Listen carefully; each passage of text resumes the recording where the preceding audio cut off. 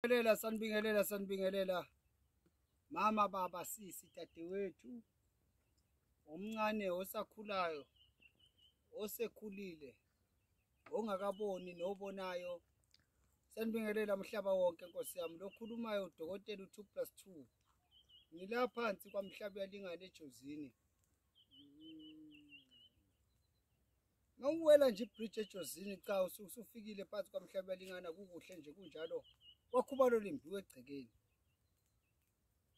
Ngengathi mina impilo yomuntu ikuye sisandleni sakhe. Ngathi impumelelo yomuntu kuye. Thina kwethu kunikezana ithemba njengabantu emhlabeni esiphilayo. Ukuthi ithemba kalilahlwa, ithemba kalibulali. Akulahlwa umbeleko ngakufelwa. Akube kuhle kube mnandi kube mhlophe kucobezela njengamaqhwa. Umhlaba lona siphila kuwo. Ngiyabathanda abantu bakaNkulunkulu, ongangithandi ngiyamthanda, ongithandayo ngiyamthanda, onjani. Ongilaleli nongilaleli, nongizibayo ke mengibona ngivela. Sorry. Usazohlukumezeka ke kuba ngolokho ngishuthe njalo ngoba ngifuna ukukhombisa nanti ibhodwe lezimanga. Ibhodwe lezimanga namhla ngifuna ukukhuluma ngalo ngoba kunabantu esifuna ukuthi bahlale bazi ukuthi impumelelo ayifiki namuhla noma kayifiki kulomhlaba. Impumelelo indala futhi indala nakithi. Nomkhulu bayifici khona impumelelo nje izimele. Manje kunabantu abacabanga ukuthi ukuphumelela konke kudinga ukuthi uthwale, konke kudinga ukuthi ube nezipokwe, konke kudinga ukuthi kube nezinto ezijulile manje ukuba uphumelele. Ukuphumelela kunawe namadlozi akini nezidalwa zakini. Nokuzihlambulula kwakho, uzigcina uhlanzekile wonke amalanga. Namhlanje ngiphethe nalo ibhodwe lempumelelo. Ibhodwe lilodwa linomsebenzi omkhulu. Uma uqala ufaka intelezi phakathi ebhodweni, la kuqala khona imanga. Kunabantu abalala bengadlanga lutho. Nabo bayakufuna ukusizakala. Kunabantu abaqala amabhizinisi asemancane. Othola ukuthi abanawo amandla okungenelela ekuthatheni izinto lezi ezinkulu ngoba wasemancane amabhizinisi abaqalayo. Kungaba ibhizinisi lama fast food, kungaba ibhizinisi lokudayisa nayile ngaba ibhizinisi lokudayisa noma ngayini oyenzayo kodwa uyibona wena ibhizinisi kuyifakela imali. Nalabo abantu abafuna umsebenzi, nalabo abantu abafuna ukuletha intuthuko, inguquko, impumelelo ekhaya. Asingawazonda amakhaya ethu, asingawagxeka amakhaya ethu. Njengoba kwakhiwe kanje ekhaya kwenza abazali. Into esengiyifunayo mina ngifuna ukubona amandla akho. Ukuze ubone amandla akho wena ngicela ubonane nami. Kubo bonke abantu abafuna umsebenzi nabafuna ukubona izinhlahla zabo nabafuna ukubona amandla ukuthi bona uNkulunkulu wabalethelana emhlabeni ababonane nami. Ngomhla ka7 kule nyanga ezoqala ngifuna abantu abanezinto abazilangazelayo, abazilangazelelayo ukuzibona.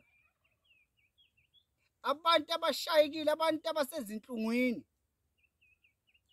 Kungaba yinhlungu kwezothando, kungaba ubuhlungu bendlela eniphila ngayo ekhaya. Kungaba ukukhathazeka emoyeni, ngaba ukuhlukumezeka emsebenzini, ngabe ufuna ipromotion. Ngabe ufuna ukuphila kamnandi. Ngabe lo baba akayikhiphi imali, ngizomkhiphisa ngenkani. Ngey7 zikaMeyi.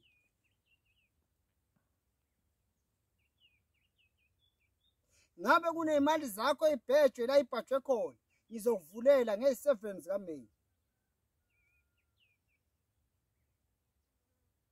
Ngabe wena uyitholi kahle inhlahla imine ngizokuvulela nge7. Ngisho kubo bonke abantu abahluphekile nabaqayekile abafisa ukuzama ngoba akusizi ukugijimela ukuyothwala uyayifaka enkingeni. Akusizi ukugijimela ukuyothatha izinto ezijulile. Waqala wafuya uyofuya njalo njalo. Ngithi mina ngifuna abantu abafuna nje kugezwa ukusetshenzwa nje hayi lokujulile kodwa bese kujula impande le abazoyithola nge7 zika May. Ngithi wonke umuntu laba bangenamandla bakithi inhloso yaleli bhodwe leli ngifuna lizokhuculela laba bangenamandla.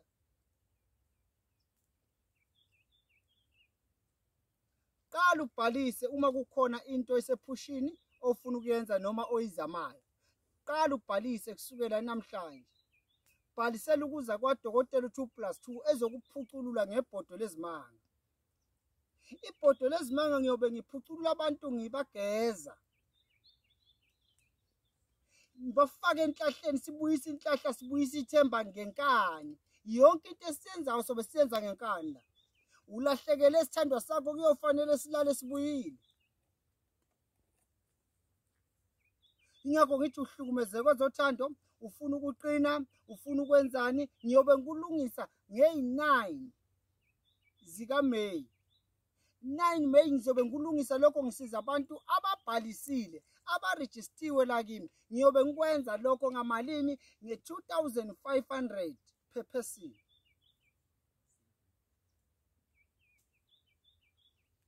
Hayi man. Ngiyabheda manje. Sengiyabheda. Ngithi ngeyi7 zika May hayi 9 7 zika May. Unenkinga kawulali kahle uhlushwa izipho endlini awukutholi ukuphumula. Ucabana nabantu ngaso sonke isikhathi zimnyama into zakho. 7 zika May woza kimi uphathe 2500 rand special. Ngizozenza lezi special ngoba ziyolekelela abafuna ukulekeleleka zingabalekeleli abangafuni ukulekeleleka. Wena mawungahambisani nakho dlula. Idokwe maringagayele wena nje dlula. Mina ngifuna abantu ngempela sizobalekelela impela kube khona okwenzakalayo. Unyaka odlula ungafani nalonyaka. Uyothi uphetheni wenzeni? Umsebenzi awutholi woza kimi 7 May. Unenkinga kwezothando 7 May woza kimi. Ngisho ngabe kuthiwa uhleli kahle, ngisho ngabe kuthiwa emsebenzini abafuna ukunika imali uyayibona, ngisho ngabe kuthiwa fona ubeka inkinga yakho 7 May ngikufuna la 2500 rand. Ngicela ukusiza abazosizakala bakithi. Ningalokho nicabanga ukuthi kuya kodokotela kudinga imali engake iphindiwe kuya ngento osuke uyifuna. Mina ngiyobe ngikudlisa ibhavu. Uyazi ibhavu lilinye liqaqe izinto eziningi. Woza uzobona 7 May dokotela 2+2. Qala ke manje ubhalise. Qala ke manje ubhalise 076 45 400 45 7 May. Siyahlangana asiguquleni impilo zethu kumnyama kubovu. Asingahlula ukuzama, ngcono sife sizama kunokuba sihluleke ukuzama. Asingahlula ukuzama. Ukuzama ikhona okuzokwenza ukuthi siphumelele noma sife sizama. 076 45 400 45 7 May special. Abantu abangenamandla ngo2500 rand. Ngisho ngabe usuka kuphi uzothola ibhavu uzophekwa ngendlela ofuna ngayo uphuma umnandi ngegama lenkosi siyabonga.